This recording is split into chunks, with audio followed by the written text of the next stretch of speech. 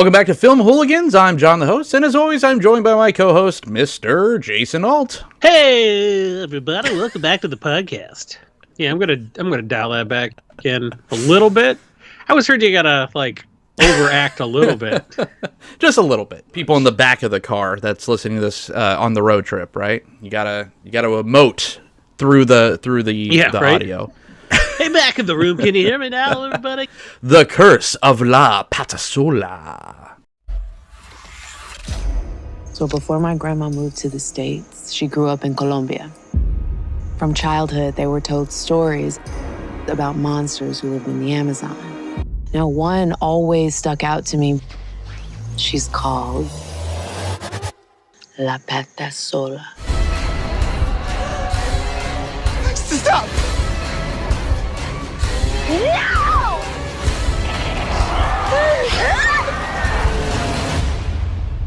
She can't be real.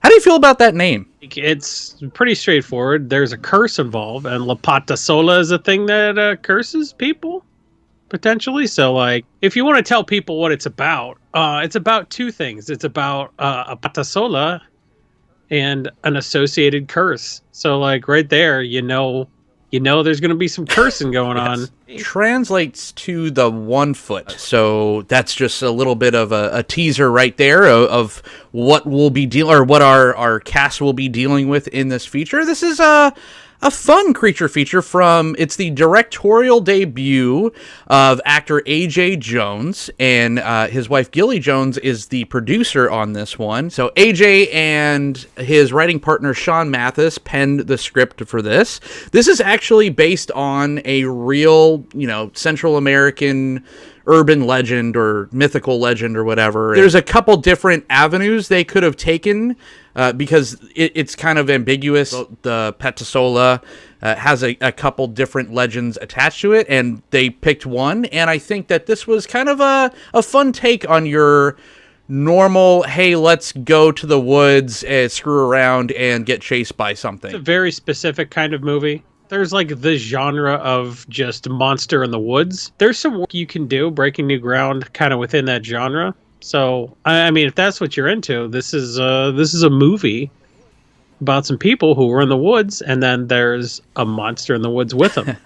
How's that work out? It's a very intimate cast. So you have 4 principal characters that were following around with some other characters sprinkled in.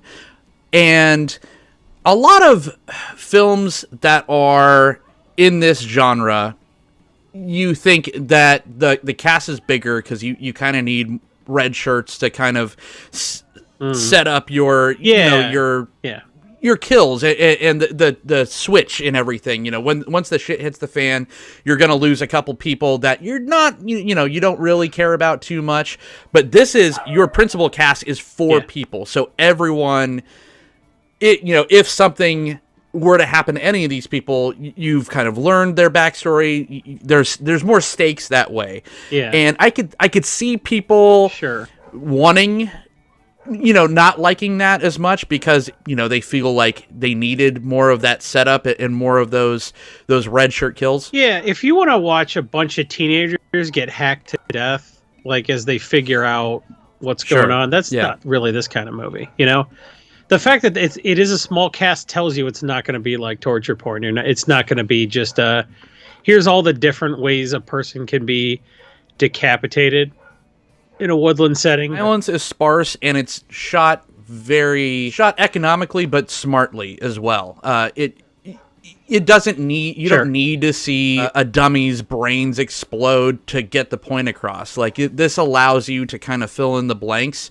In a good way, in not a way where they're like, oh, we just saved $10,000 and that's why. It's just no, they shot it in a way where where everything is on the screen, and what's not on the screen, you're not an idiot. You have eyes. You know what's going on. So, and what they did kind of spend that money on, I guess, is some really cool creature effects. That was, I think, one of the biggest successes of this film is, sometimes this is a directorial debut. It's probably a smaller budget, and you shoot and you're shooting in the woods, so you're saving money that way, but also in the dark. So they had every opportunity to cover up a lot of that and just make like a ho-hum creature. But no, you get full frontal, imagery, right in the face, tight shots of what this thing looks like. And it's pretty impressive.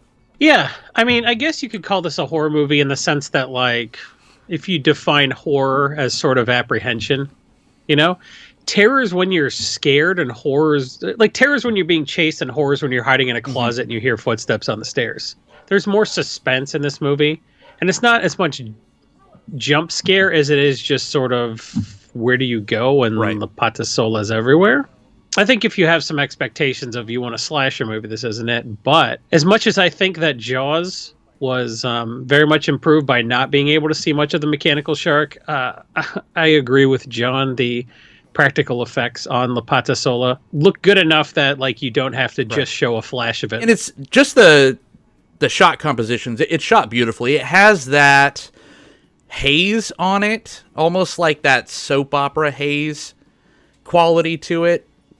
But it didn't bother me. It didn't take it out. Like, sometimes when filmmakers use that, where it just looks like they turn down the sharpness, it almost like they're covering something up. But this kind of lends it to that mythology, that dreamlike kind of storybook quality, which I think worked just fine for a movie like this. Writer director A.J. Jones kind of helms the cast as Daniel.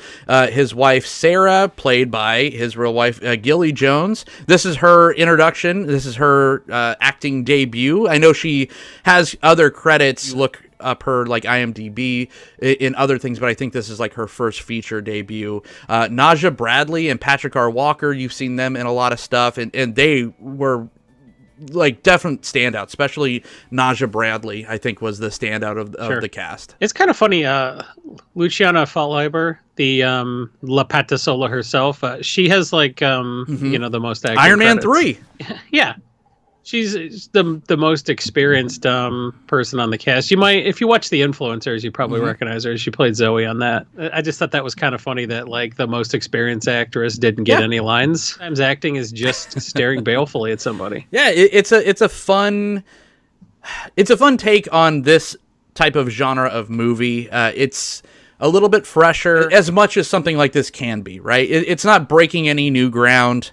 However, it is fun, like I said, with the decision to have the intimate cast.